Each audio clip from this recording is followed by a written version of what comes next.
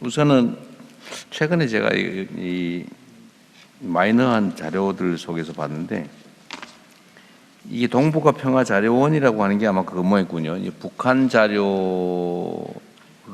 뭐 전시하기 위해서 뭐 수백억을 들였다. 완전 빨갱이들이다 이거 뭐 이런 공격을 하고 있던 게 바로 이건 모양이네요. 예, 그래서 개념과 내용을 바꿨습니다. 원래 그 건설공사장에 북한 정보자료센터라고 써져 있어서 지나다니는 사람들이 무슨 북한 도서관이냐 이렇게 맞아요. 북한 도서관 만들라고 맞아요. 뭐 이렇게 돈을 했는데 수백억 쓴다. 작년에 우리 정부 들어오면서 이거를 지난 근현대사 100년 동안의 한반도를 중심으로 남북, 한중, 한미, 한일, 한러 관계 그리고 북미, 북러, 북중, 북일 이 지난 100년의 현대사에 관한 자료의 보고, 전시, 교육, 연구 이런 네, 알겠습니다. 그 이게 종합 아카이브로 계획을 했습니다. 우리 주민들도 정부 좋아할 겁니다. 들어서 시작한 일이 아닌 모양이네요. 예, 저 지난 정부에서 시작했습니다. 저 지난 정부면 어디? 문재인 정부 때 시작한 문정부 때 시작해서 그러면은 윤 정부 때는 중단됐던 거예요? 아니 계속됐습니다. 북한 정보자료센터는. 그게 이제 면제부가 되겠네요. 윤 정부 때 시작했던 게 북한 인권센터입니다. 북한 인권 홀로코스트 박물관이라고 언론에서 이름을 지었는데 이거를 청산하고 이걸 확대 개편해서 한반도 평화공존센터로 강서구 마곡동에 지금 짓고 아니 있습니다. 그거 말고 그거 하고 이 동북아 평화자료원하고 두 개를 지금. 동북아 평화자료원 북한 도서관 만든다. 하여튼 일부에서 그걸 열심히 사실과 다른 얘기를 하고 있길래 제가 드린 말씀이에요. 예. 근데 이게 꽤 나름 뭐 근거가 있는 것처럼 유포되고 있더라고요. 그래서 고향 시민사회와 공동으로 운영하겠습니다. 네, 제가 드리고 싶은 말씀은 하여튼 이게 이제 예민한 정쟁의 대상이 되다 보니까 정상적인 사업은 심지어 윤 정부에서 추진하던 사업조차도 마치 이재명 정부에서 북한을 돕기 위해서 북한 도서관 만든다 수백억 들여서 이렇게 하니까 저 이재명 정부 저 나쁜 저 빨갱이 뭐 이러고 있더라고요. 근데 이런 문제에 대해서는 부처에서 그냥 이건 아니야 뭐 우리가 뭐 당당한데 뭐 이러고 넘어갈 게 아니고 다른 부처도 마찬가지입니다. 팩트가 다른 악의적인 왜곡 조작에 대해서는 강력하게 대응을 하시라는 얘기예요. 전혀 사실이 아닌 게 엄청난 근거가 있는 것처럼 막 유포되고 있잖아요. 그래서 요것도 한번 그 대표적 사례여서 제가 말씀드린 거고요. 적극 대응하고 있습니다. 네. 필요하면 법적 제재도 가하시라는 얘기입니다. 예. 네, 그냥 설명이 가지고 안 되는 것 같아요. 지금 보니까. 그 설명 많이 했잖아요. 제가 알고 있거든요. 예. 했는데도 계속 하고 있어요. 근데 화력이 통일부보다 그게 더 세더라고요. 며칠 전에 현장에서 고향시장과 만나서 이 고향 시민들이 유용하게 활용할 수 있는 그런 공간으로 만들기로 어쨌든 했습니다. 정부 화력보다 유튜브와 그 무슨 SNS에서 하는 음해, 허위사실 유포가 훨씬 더 화력이 세더라고 말입니다. 그러니까 좀 더 강력하게 대응하시면 좋겠고요. 이게 이제 아까 얘기했던 부분과 관련이 있는데 이게 하여튼 우리는 이제 선의로 하는 일이 결론은 왜곡이 되거나 아니면 과장되거나 해서 반격의 명분이 되고 오히려 반평화,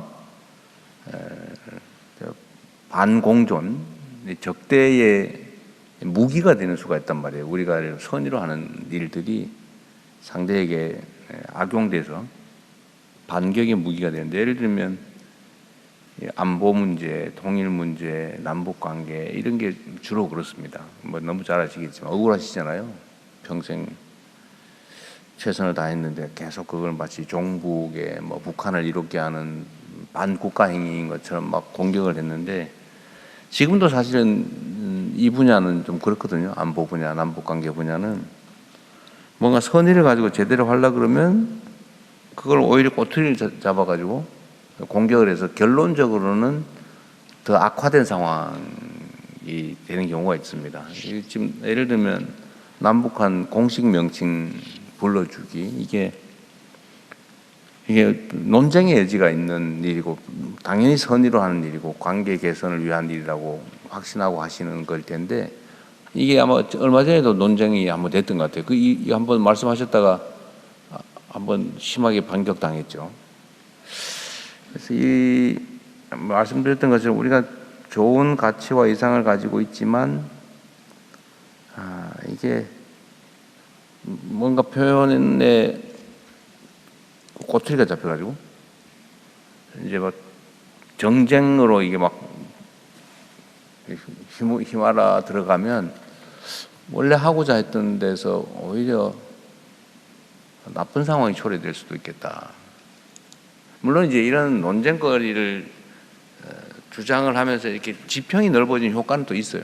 이제 희생을 치르면서 이제 좀 더 나은 상황을 만드는 측면도 있죠.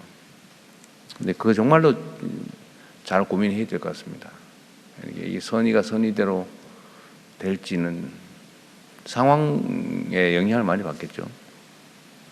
안타까운 일이긴 한데 이런 영역이 특히 남북 관계에 많은 것 같습니다.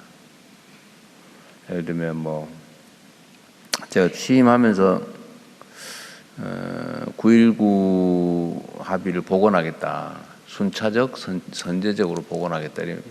국민들께 말씀을 드렸는데 이게 지금 그 상황들이 계속 개선이 안 되다 보니까 일방적으로 양보하는 거냐, 뭐 안보를 포기하는 거냐 이런 식의 반격들이 또 생겨나기도 하고 그렇죠. 진척도 잘 안 되고 또 이게 우리의 선의대로 하는 게 과연 한반도의 평화와 안정에 플러스냐 결론적으로 뭐 약간의 의문이 들 때도 있어요. 상황이 안 좋은 거죠. 안타까운 일이기도 하고 어쨌든 좀 통일부에서는 이게 참 어려운 일일 겁니다. 어려운 일일 건데 좀 고민을 좀 많이 해주시면 좋겠습니다. 그리고 남북 협력 기금이 지금 얼마 있어요? 1조입니다. 편성돼 있는 게.